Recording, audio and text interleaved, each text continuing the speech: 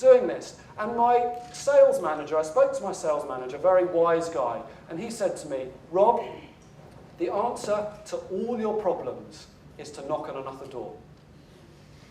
Not to sit on the pavement crying, not to feel sorry for yourself, knock on another door. So I got up, I knocked on another door, still weren't interested. I knocked on another one, still weren't interested. But I kept on knocking, and it wasn't long before I met somebody who did want my books. And so the answer to all my problems, I had to remember, was to knock on another door. On this expedition, when I felt like giving up or complaining too much, I had to remember the answer to all my problems is to walk another 10 kilometers. And if I still didn't feel better, the answer to all my problems is to walk another 10 kilometers. And the chances are I would start feeling better, or maybe I would meet somebody nice who would look after me, or something else. I might see some camels, something to cheer me up. And I think it's the same in real life. We have to think about, sometimes we just need to keep on going. We need to focus on what we really need to do. At the moment, writing a book, I find when the book's going really badly, I have to remind myself the answer to all my problems is just to write for another 8 hours, and I'll probably start feeling better.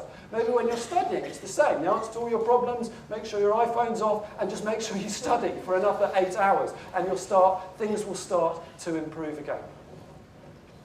Well, sure enough, as we walked along, we did meet some more helpful things to boost our morale, because we saw some goats and we saw a guy on a camel, and he invited us back to his ger, a ger or a yurt in the middle of the desert. We were invited inside, he introduced us to his family, and actually, as we went through the desert, we met countless very, very hospitable, kind people who would often invite us in, and sometimes even let us stay the night with them in the ger, or if they had a spare ger, in their spare ger, so we could recover. And that leads me to the next attitude of adventure, which is you don't have to make it on your own. We live in a very individualistic society. I think sometimes we think we have to do everything by ourselves. But I've found in my experience, I've cycled through over 30 countries, walked through quite a few countries as well during my life, and I've found everywhere from Afghanistan to Papua New Guinea, I found nearly everybody I meet is very, very friendly and helpful along the way. And I think it's important that we are prepared to go ask our friends for advice, find professional people to ask for advice. Don't always try and do everything on our own. We made it eventually out of the desert. We crossed the Chinese border, and we actually got rid of Molly now. Sadly, we had to leave Molly behind, and so now we just had our rucksacks, about 25 kg in each rucksack. We didn't need quite as much food because there are more towns in China. But it was hard work as we pressed on. Temperatures still around -20, -30. There were a lot of roads, there were railways to walk along. Sometimes we just walked cross-country. And Inner Mongolia is a province in northern China. Inner Mongolia, there's a lot of development going on, so there were more people around. We saw this sign one day pointing into this bit of wasteland. It's a whole new industrial development being built in the middle of nowhere in Inner Mongolia. And it's amazing to see the development. We all hear about it all the time. There's the city of Jining. One day we were walking along, we saw this factory chimney and a big bank of clouds. We thought maybe more snow was on the way. And then we got round the corner and we found the big bank of clouds was just a factory. Quite extraordinary. Pressed on south. This was my favourite shop sign I saw in China. England, honey, lovely, mother and baby's article life club. I think they might have used Google Translate for that one. And we were heading back into the wilderness now. And heading for the beautiful Great Wall of China in a rather untouristy section, rather different to the Great Wall everybody goes to see near Beijing, just this huge tamped earth line heading through the mountains. Very hard, slow work. Sometimes there would be gullies which we'd have to walk right down into, then right up out of. I don't know if you can see me. Spot me in that picture. I'm there. So you can see it's a pretty big wall. Sometimes we were only moving about 1 kilometre an hour at this point. The people in this region of China, in Shaanxi province, live in yaodongs, cave houses. They're little cave houses built into the side of the mountains, and again, often they would look after us. Leon was starting to lose the skin on his fingers. It's not frostbite, but it's not much fun, because he was filming all the time. Poor Leon had to hold this freezing cold camera. We made it, the Great Wall led us to the Yellow River, which was entirely frozen over. We headed south down the Yellow River, walking along the banks, the scree slopes, the cliffs above it, until we made it back onto a road. And now our diet had changed. We were very happy. Now it was still instant noodles, but instant noodles and processed sausage. Brilliant. Only cost about 1 kwai for a processed sausage in China. So that was our new diet.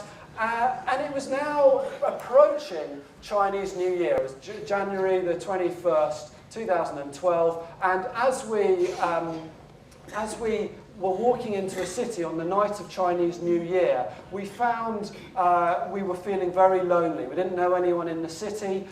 Everybody was letting off fireworks in their houses, eating Chinese New Year's Eve meal. Everybody was having celebrations, and me and Leon were walking through -25, feeling very lonely. And then suddenly a car pulled up next to us, and a guy said, "Come back to my house for dinner." And so we shared Chinese New Year with this wonderful Chinese family, lots of dumplings with Canadian ice wine, and over the next few days, lots and lots of celebrations to see in this interior region of China. Back to the Yellow River. A few blisters developing now. I'll skip from that one. And my final attitude of adventure before we kind of take her home is that sometimes in life we really need to make sure that we celebrate being alive. Because sometimes it's so easy to get caught up in our goals, in our ambitions, in what we want to achieve in our life, in our expedition, whatever it is. And it's hard work, and we're working hard, and we forget to celebrate being alive. And for me, I love doing things like jumping in rivers or running in the mountains. That really makes me feel alive. And as you go through life, I'm sure a lot of you have got some great ambitions, but remember to celebrate being alive. Cultivate some great hobbies. And can I humbly suggest going to the shopping mall every weekend is not a great hobby, which will make you feel alive. Cultivate some great, healthy, life-giving hobbies. Cultivate some deep friendships. That's what life is all about. It's not all about just big ambitions. Well, onwards we went through Xi'an, and now the spring and then the summer was starting to arrive.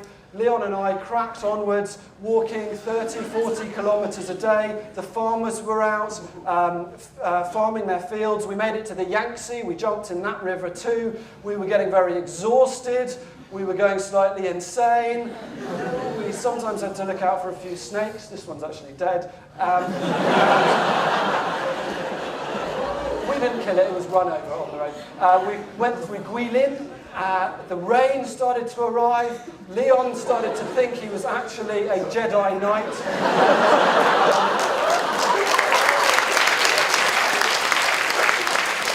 We made it down to Guangzhou, across the Pearl River, and went for a quick swim in that, probably the dirtiest river in China, not a very good idea. And across Lilwall border, probably the most ugly border in the world.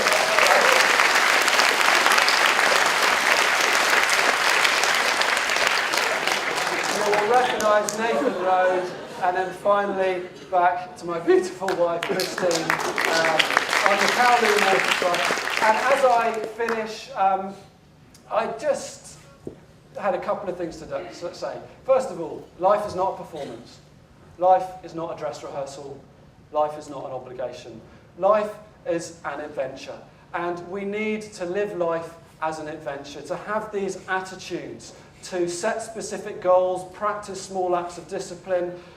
Remember, the answer to all your problems is to walk another 10 kilometres. You don't have to make it on your own, and we have to celebrate being alive. And as I close, I just wanted to say, when I was your age at university, I was not the smartest guy in the room. I wasn't the guy getting top marks in all the exams. I wasn't the strongest guy in the room. I wasn't the guy in the top sports teams. And I wasn't the bravest guy in the room. I wasn't the kind of guy who, well, I used to get frightened of things very easily, and if I'm honest, I still do get frightened of things very easily. So I wanted to say, live your life as an adventure, take these attitudes of adventure, and even if you don't think you're the smartest, the bravest, the strongest, don't let that hold you back. Live your life as an adventure. Thank you very much.